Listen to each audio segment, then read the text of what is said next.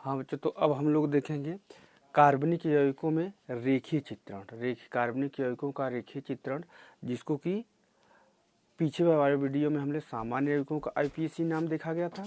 अब देखेगा उन्हीं का रेखीय चित्रण। जैसे उसमें एकल बंध, द्विबंध, त्रिकबंध होता है, ठीक उसी प्रकार रेखाओं के द्वारा वो चित्रण किया जाता है। अब जैसे उसमें एक सिंगल लाइन है तो एकल बंध मानेंगे, डबल लाइन है तो द्विबंध मानेंगे, तो ट्रिपल लाइन रहेगा तो उसको हम लोग त्रिकबंध मानते हैं। अब इसमें जैसे ये है आपका इस प्रकार है, जहाँ पर भी किनारा होगा, जैसे ये किनारा है, ये अगर लाइनिंग नहीं है तो उसको मान लेंगे CH3 है।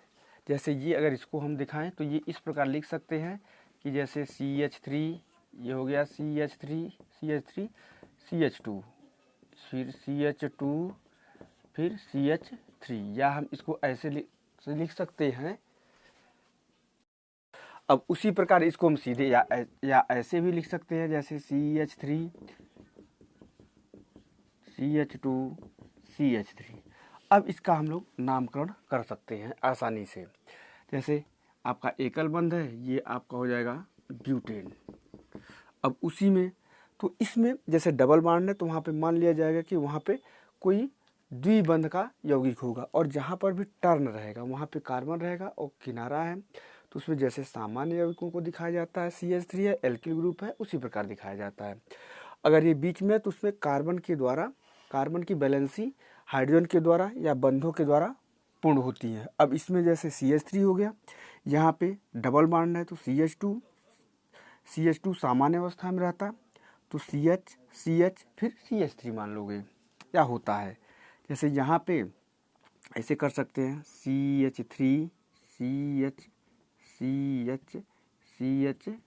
अब इसको अगर सीधा हम लोग करें तो क्या हो जाएगा कि CH3, CH double bond, CH3।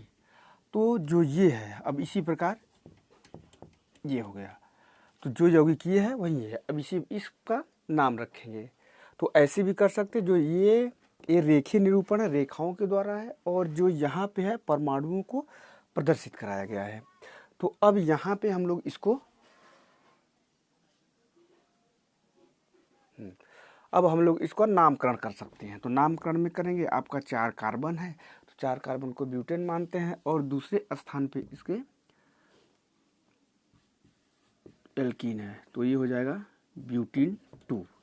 अब इसी में ये दिखाएंगे, तो अब इसमें क्या है, जैसे कि CH2 है, डबल बॉन्ड है, फिर C है, फिर CH हो जाएगा, फिर आपका CH डबल बॉन्ड, फिर CH, फिर CH2, फिर CH3।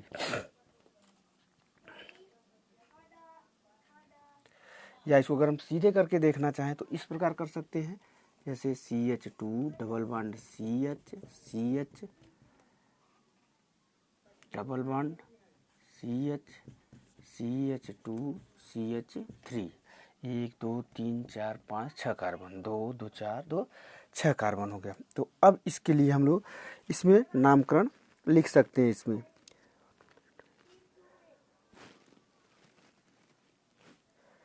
6 कार्बन है, 1 2 3 4 5 6, 6 को हम लोग हेक्स लिख सकते हैं। हेक्स हो गया 1 2 3 4 5 6। तो इसमें कर सकते हैं 1 3 डाई इन, 1 3 डाई इन लिख सकते हैं। या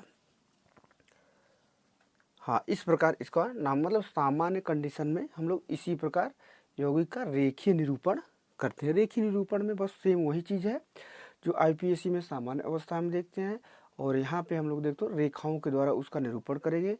एकल बंध, द्विबंध, त्रिकबंध, जो वहाँ पे CH उसको बैलेंस करते थे, यहाँ पे बैलेंस करने की कोई कंडीशन नहीं है। यहाँ पे सीधे लाइनिंग करोगे, लाइनिंग करने के बाद वो, लेकिन वो उसको कार्बन और हाइड्रोजन को बैलेंस करते हुए दिखाया जाता है। ये इस प्रकार होता है। तो यहाँ पे लाइनिंग का निरूपण इसी प्रकार है। तो एक है स्वास्तिक होता है। अब इसका अगर IUPAC नेम लिखना हो तो क्या हो जाएगा, या Z है, इसको IPAC नेम के रूप में लिख सकते हैं, या हम लोग Y है, इसका IPAC नेम लिख सकते हैं, या यल है, इसका IUPAC नेम लिख सकते हैं। या फिर जैसे इसका देख रहे हैं तो कार्बन बीच में हो गया, अब CH2 CH3 हो गया, CH2 CH3 CH2 CH3 CH2 CH3। या इसको अगर हम खोल के रख सकते हैं तो इस प्रकार लिख सकते हैं, जैसे CH3 CH2 C, इसको हम एथिल मान सकते हैं, या CH2 CH3 कर सकते हैं, और ये CH2 CH3 हो जाएगा, और आगे ये CH2 CH3। या इसी को और दूसरे रूप में देखना चाहते हैं तो इस प्रकार भी कर सकते हैं हम लोग, जैसे CH3 CH2 C CH2 CH3, ये C2H5 हो गया, ये हो गया C2H5। या अब इसका नामकरण करने में थोड़ा सा आसान लगेगा, 1 2 3 4 5, 5 कार्बन हो गया, तीसरे स्थान पे एल्किल समूह है, एल्किल समूह में एथिल है, एथिल 2 एथिल है, तो इसमें दिखा सकते हो कि 3 डाई एथिल, 1 2 3 4 5 कार्बन है तो पेंटेन कर सकते हैं, या ये पेंटेन हो जाएगा। तो इस प्रकार नाम होगा इसका। ये इसको इतना बढ़ा करना करके यहाँ पर भी लिखा जा सकता है। अब जैसे ये है तो अब इसमें क्या कर सकते हैं, या इसको लिख सकते हैं CH3 CH2 CH2 CH3, यही है। अब इसको सीधे हम लोग कर देंगे 1 2 3 4 1 2 3 4, सीधे सीधे अगर करें तो CH3 CH2 CH2 CH3, 4 carbon है, इसको सीधे हम लोग B10 रख देंगे, सीधा नाम है। और अगर यहीं इसको करें तो जैसे CH3 CH3 CH3, अब इसको और सरल रूप में हम लोग इस प्रकार लिख सकते हैं, जैसे CH3 CH3 और ये हो गया CH3, या करके इसको कर दिए तो क्या हो गया, 1 2 3 कार्बन है, दूसरे स्थान पे आपका मेथिल समूह है, तो हो जाएगा 2 मेथिल प्रोपेन। अब इसमें क्या है, ये है CH3 CH3 CH2 हो गया, 1 2 3 या सीधा भी कर दोगे तो भी ये आपका सामान्यतः प्रोपेन हो जाएगा। तो ये हो गया इसका निरूपण, मतलब कार्बनिक यौगिकों का। अब इसी में जैसे यन लिखते हैं या यम लिखते हैं, अब इसी प्रकार हम लोग अगर यन लिखें, यन लिखते हैं तो इसका क्या नाम होगा, ये हो गया आपका CH3 CH2 CH2 CH3, 1 carbon 2 carbon 3 carbon 4 carbon, ये भी आपका हो गया ब्यूटेन।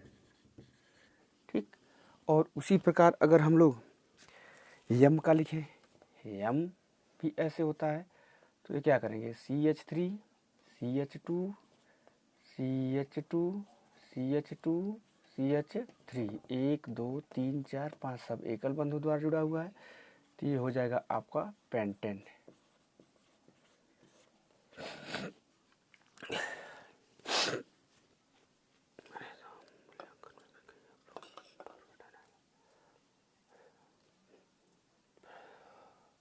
तो इस प्रकार इसमें नामकरण होता है कार्बनिक यौगिकों का। और यही आपका अगर हम लोग इसका देखें